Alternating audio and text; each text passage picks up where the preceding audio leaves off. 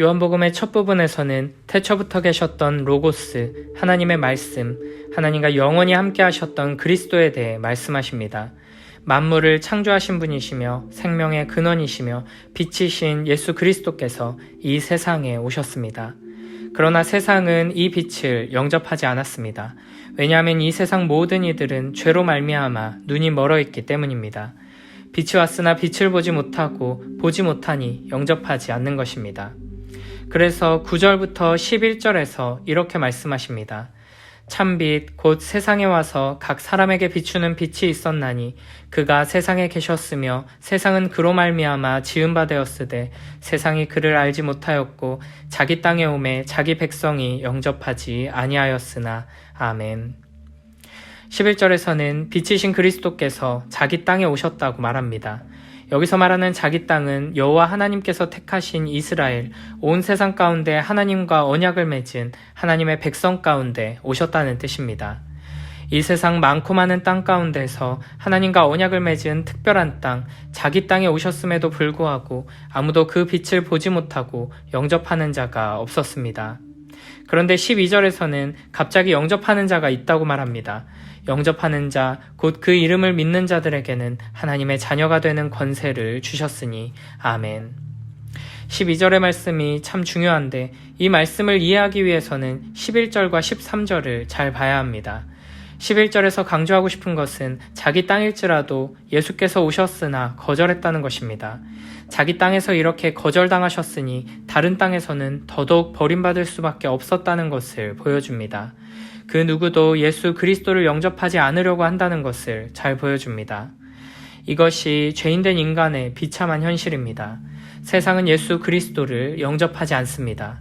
그렇기 때문에 우리가 복음을 들고 세상으로 나아가면 세상에서 무시와 조롱과 핍박을 받게 되는 것입니다.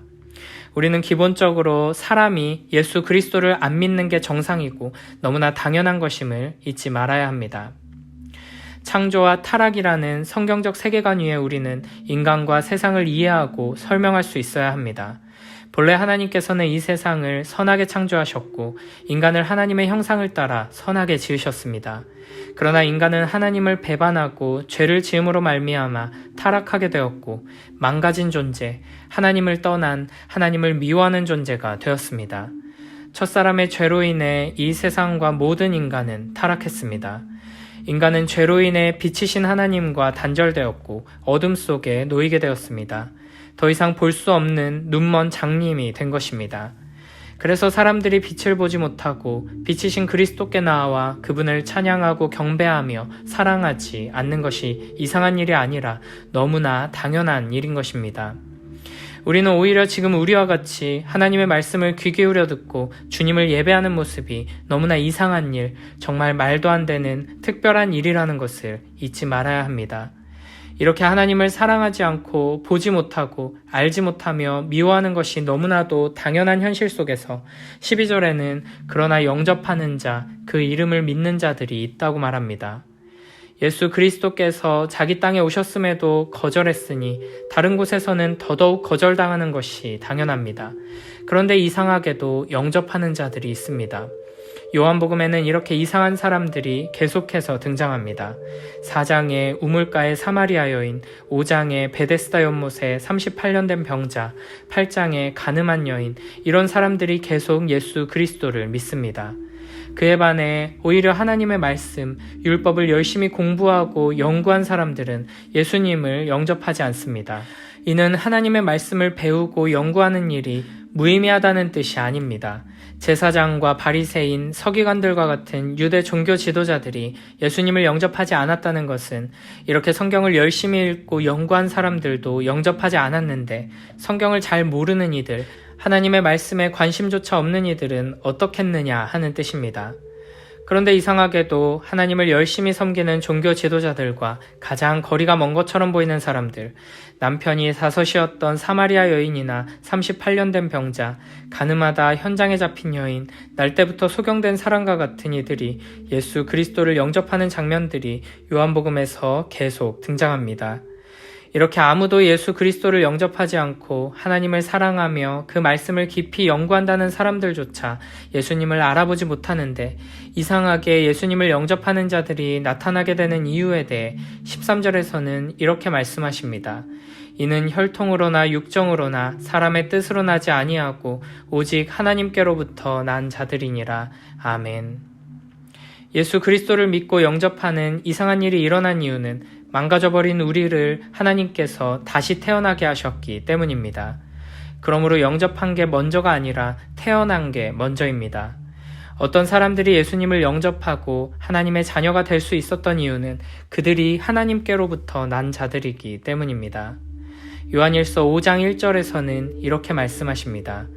예수께서 그리스도이심을 믿는 자마다 하나님께로부터 난 자니 또한 낳으신 이를 사랑하는 자마다 그에게서 난 자를 사랑하느니라. 아멘. 시제가 구체적으로 구분되어 있는 헬라어로 보면 하나님께로부터 난 게 먼저라는 의미가 더욱 분명하게 드러납니다. 믿음은 거듭남의 결과이지 거듭남을 일으키는 요인이 아니라는 것입니다. 거듭남은 하나님께서만 하시는 일입니다. 우리가 스스로 하나님을 찾은 것이 아니라 먼저 하나님께서 죽어있는 우리를 살리신 것입니다. 우리는 우리가 받은 구원이 어떤 상태에서 주어진 것인지를 바르게 알아야 그 은혜가 얼마나 크고 놀라운지를 분명하게 깨달을 수 있습니다. 우리는 죽은 상태여서 자기가 죽은지조차 모르는 상태에 있었습니다. 홍수가 나서 물에 떠내려가면서 살려달라고 간절히 외쳤더니 구해주신 것이 아니라 이미 썩어 냄새나는 물에 불어 처참한 몰골로 둥둥 떠내려가던 시체를 그냥 내버려두지 않으시고 다시 살리셔서 거듭나게 하셔서 내가 끔찍한 상황에 처해 있다는 것을 비로소 깨닫게 하시고 살기 위해 유일한 소망이 그리스도께 있다는 것을 알고 믿고 의지하게 하셔서 그 믿음을 통해 우리를 구원하신 것입니다. 여기 성경을 열심히 읽은 맹인이 있고 성경을 하나도 안 읽은 맹인이 있다면 둘 중에 누가 더 빛을 잘 감지할 수 있을까요? 정답은 둘 다 보지 못한다입니다. 빛을 보고 깨닫고 빛으로 나아가려면 먼저 눈이 열려야 합니다. 생명이 있어야 합니다. 거듭나야 한다는 것입니다. 거듭나야 비로소 빛을 분별하고 예수 그리스도를 영접할 수 있게 됩니다. 그러므로 우리는 우리가 하나님의 자녀가 된 것, 우리가 예수 그리스도를 주로 영접한 것을 내가 믿었기 때문이다라고 생각하지 않아야 할 것입니다. 우리가 예수님을 믿고 구원받은 것은 하나님께서 우리를 사랑하셔서 우리를 거듭나게, 살아나게 해주셨기 때문입니다. 12절에서는 믿는 자들에게는 하나님의 자녀가 되는 권세를 주셨다고 말씀하십니다. 이 말씀은 믿는 자들에게는 왕의 권세가 있으니 원하는 대로 선포하고 명령하면 다 이루어진다는 의미가 아닙니다. 하나님의 자녀가 되면 이 세상 속에서 어떤 엄청난 권세를 휘두르게 되는 것이 아니라 하나님의 자녀가 된다는 것 자체가 엄청난 권세임을 우리는 기억해야 합니다. 하나님의 말씀을 듣고 하나님의 말씀을 사모하며 그 앞에 겸손히 귀 기울이고 하나님을 아버지라 부르며 찬양하고 기도하는 것, 매일매일 하나님의 능력과 지혜를 힘입고 하나님께서 주시는 참된 위로와 평안과 기쁨과 소망을 누리며 살아가는 것, 이것이 하나님의 자녀들이 누리는 가장 크고 영광스러운 권세입니다. 하나님의 말씀을 듣고 사랑하며 따르는 것이 자녀된 권세라면 반대로 하나님께 받는 가장 큰 저주와 형벌은 하나님의 말씀을 듣지 못하는 것이라고 할 수 있습니다. 성경에 따르면 하나님을 알지 못하는 하나님의 말씀을 바르게 전하지 않는 거짓 교사들, 악하고 어리석은 목사들이 나타나는 것은 단순히 불쌍한 성도들이 당하는 고난이 아니라 하나님 말씀을 듣기 싫어하는 하나님의 백성들을 향해 하나님께서 내리시는 저주입니다. 나쁜 목회자, 탐욕스럽고 말씀을 바르게 가르치지 않는 목사가 있다는 것은 한편으로는 성도들에게 안타까운 일이지만 궁극적으로는 그들이 하나님의 말씀을 듣기 싫어하고 그런 거짓된 메시지를 전하고 자기가 듣고 싶어하는 말만 전하는 사람들을 따르기 때문에 하나님께서 내리시는 저주라는 것입니다. 아모스 8장 11절 12절에서는 이렇게 말씀하십니다. 주 여호와의 말씀이니라 보라, 날이 이를지라. 내가 기근을 땅에 보내리니 양식이 없어 주림이 아니며 물이 없어 가람이 아니요 여호와의 말씀을 듣지 못한 기갈이라. 사람이 이 바다에서 저 바다까지 북쪽에서 동쪽까지 비틀거리며 여호와의 말씀을 구하려고 돌아다녀도 얻지 못하리니. 아멘. 말씀을 듣지 못하고 장님이 되어 참된 빛이신 예수 그리스도를 보지 못하는 것은 하나님의 가장 무서운 심판입니다. 예레미야 3장 15절에 회개하고 돌아오면 하나님께서 주시는 복에 대한 약속이 있습니다. 내 마음에 합한 목자들을 주리니 그들이 지식과 명철로 너희를 양육할 것이다 라고 말씀하십니다. 회개할 때 하나님께서 내 마음에 합한 목자들을 주시는 복을 내리신다는 것입니다. 그렇다면 죄 가운데 있으며 회개하지 않는 자들에게 주시는 저주는 무엇일까요? 하나님께서는 회개하지 않는 자들에게 거짓 목자들이 넘쳐나는 저주를 내리십니다. 스가랴 11장 16, 17절에서는 이렇게 말씀하십니다. 보라, 내가 한 목자를 땅에 일으키리니 그가 없어진 자를 마음에 두지 아니하며 흩어진 자를 찾지 아니하며 상한 자를 고치지 아니하며 강건한 자를 먹이지 아니하고 오히려 살찐 자의 고기를 먹으며 또 그 굽을 찢으리라. 화 있을진저 양떼를 버린 못된 목자여, 칼이 그의 팔과 오른쪽 눈에 내리리니 그의 팔이 아주 마르고 그의 오른쪽 눈이 아주 멀어버릴 것이라 하시니라. 아멘. 하나님께서 바벨론에 잡혀갔다가 돌아온 유다의 백성들에게 이렇게 말씀하십니다. 보라, 내가 한 목자를 일으키리니. 하나님께서 목자를 일으키신다고 말씀하십니다. 하나님의 진노와 저주의 끝에서 이와 같이 말씀하시는 것입니다. 그 목자는 없어질 자를 마음에 두지 않습니다.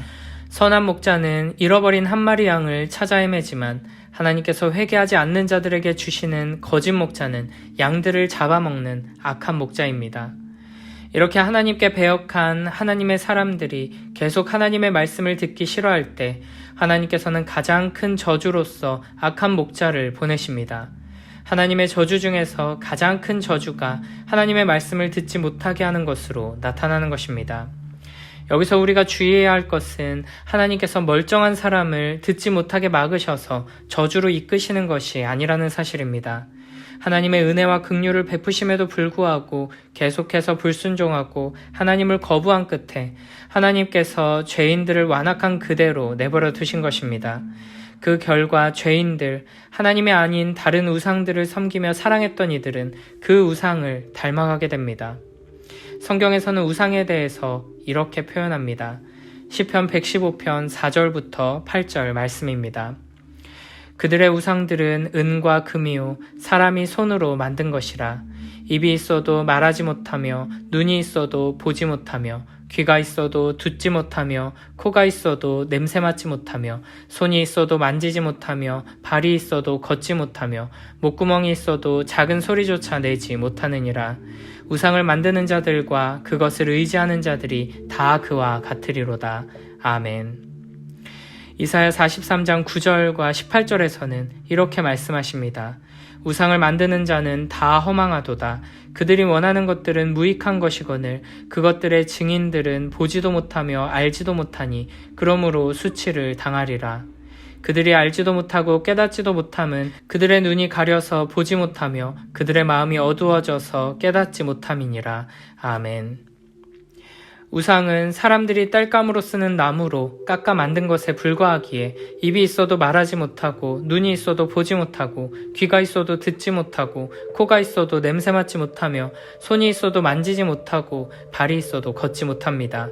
그럼에도 자기 손으로 만든 그 우상 앞에 절하는 사람들은 결국 그 우상과 똑같은 모습으로 변하게 되는 것입니다. 사람은 자기가 사랑하는 존재를 닮아갑니다. 사람은 자기가 예배하는 존재를 닮아갑니다. 그래서 우상 숭배하는 자들은 그 우상을 닮아가서 보지 못하고 듣지 못하고 말하지 못하게 되는 것입니다. 폭력적인 바알을 섬기는 자들은 바알처럼 폭력적으로 변하게 되고 돈을 섬기는 자들은 맘몬처럼 탐욕으로 변하게 되어갑니다. 고린도전서 12장 2절에서는 이렇게 말씀하십니다. 너희도 알거니와 너희가 이방인으로 있을 때에 말 못하는 우상에게로 끄는 그대로 끌려갔느니라. 아멘. 우상을 숭배한 결과로 결국 그 우상을 닮아 보지 못하고 듣지 못하고 말하지 못하는 존재가 되어버린 것입니다. 우상을 섬기는 자들은 자기가 우상을 선택해서 그 우상을 사랑하며 그 우상이 약속한 지금 당장 눈앞에 보이는 좋은 것들을 기뻐하며 따라갔지만 사실 그들은 그 악하고 허탄한 우상에게 비참하게 끌려간 것입니다. 이것은 하나님께로부터 오는 가장 무서운 저주입니다. 고린도후서 4장 4절에서는 이렇게 말씀하십니다. 그 중에 이 세상의 신이 믿지 아니하는 자들의 마음을 혼미하게 하여 그리스도의 영광의 복음의 광채가 비치지 못하게 함이니 그리스도는 하나님의 형상이니라. 아멘. 여기서 혼미케 하여라는 말은 눈을 멀게 하다라는 의미를 지닌 말입니다. 즉 사탄이 믿지 않는 자들의 마음의 눈을 멀게 했다는 것입니다. 영적인 소경, 그리스도의 영광의 복음의 광채를 볼 수 없는 소경이 된 것입니다. 그리스도의 영광의 복음의 광채를 요한복음에서는 사람들의 빛이라고 말합니다. 밝은 대낮에 태양빛을 보면서도 밝은지 어두운지를 구분하지 못하는 사람처럼 그리스도의 영광의 빛을 볼 수 없는 영적인 소경인 것입니다. 이사야 6장 9절 10절에서는 이렇게 말씀하십니다. 여호와께서 이르시되 가서 이 백성에게 이르기를 너희가 듣기는 들어도 깨닫지 못할 것이요 보기는 보아도 알지 못하리라 하여 이 백성의 마음을 둔하게 하며 그들의 귀가 막히고 그들의 눈이 감기게 하라. 염려하건대 그들이 눈으로 보고 귀로 듣고 마음으로 깨닫고 다시 돌아와 고침을 받을까 하노라 하시기로. 아멘. 마태복음 13장 14절부터 16절에서는 예수님께서 이사야의 이 예언에 대해 이렇게 말씀하십니다. 이사야의 예언이 그들에게 이루어졌으니 일렀으되 너희가 듣기는 들어도 깨닫지 못할 것이요 보기는 보아도 알지 못하리라. 이 백성들의 마음이 완악하여져서 그 귀는 듣기에 둔하고 눈은 감았으니 이는 눈으로 보고 귀로 듣고 마음으로 깨달아 돌이켜 내게 고침을 받을까 두려워함이라 하였느니라. 그러나 너희 눈은 봄으로 너희 귀는 들음으로 복이 있도다. 아멘. 이 세상은 인간은 죄로 말미암아 타락하여 하나님을 미워하고 우상을 사랑합니다. 우상을 섬기고 예배하고 사랑하다 결국에는 그 우상과 닮게 되어 보지 못하고 듣지 못하는 저주에 빠지게 되었습니다. 그러나 우리는 예수 그리스도를 통해 보고 하나님의 말씀을 듣고 있습니다. 이것이 얼마나 놀라운 은혜인지, 이것이 얼마나 큰 축복인지를 기억하며 매일매일 하나님의 말씀 앞에 겸손히 귀 기울이는 복된 우리 모두가 되길 축복합니다. 우리 안에 하나님의 말씀을 듣고 싶어하는, 배우고 싶어하는, 순종하고 싶어하는 마음이 있다면 그것은 내 안에서 나온 것이 아닙니다. 하나님께서 내 안에 부어주신 마음, 성령 하나님께서 역사하셔서 가능하게 된 것입니다. 이것이야말로 인간이 누릴 수 있는 가장 큰 복입니다. 나에게 아무것도 없고 외양간에 소도 없고 아무런 소출이 없어도 마음속에 하나님의 말씀을 듣고 싶어하는 마음이 있다면 이것이야말로 가장 큰 축복이며 모든 것을 가진 것입니다. 이것이야말로 자녀의 권세입니다. 자녀의 권세는 아버지의 음성을 듣고 아버지를 보고 만나는 것입니다. 아버지에게 원할 때 언제든지 갈 수 있는 것입니다. 이것이 자녀가 누릴 수 있는 최고의 권세입니다. 하나님께서 나의 아버지가 되시며 단 한순간도 나를 향한 사랑의 눈길을 거두지 않으시며 나를 온 우주보다 소중하게 여기시며 영원한 사랑으로 나를 사랑하신다는 사실, 이것 자체가 우리에게 가장 큰 은혜임을 기억하는 우리 모두가 되길 축복합니다.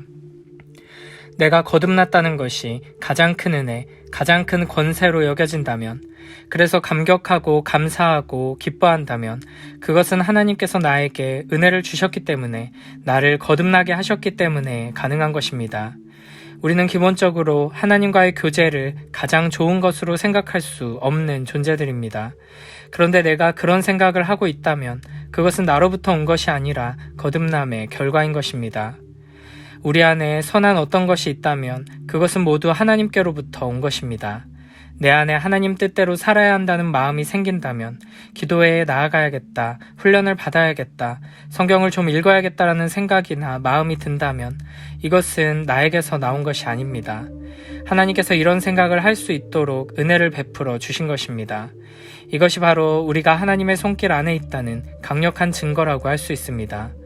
말씀 따라 능력 있게 살지 못하면서도 예배의 자리를 떠나지 못하고 가끔이라도 성경을 좀 읽어야지, 기도해야지 하는 생각이 든다는 것은 놀라운 하나님의 은혜인 것입니다.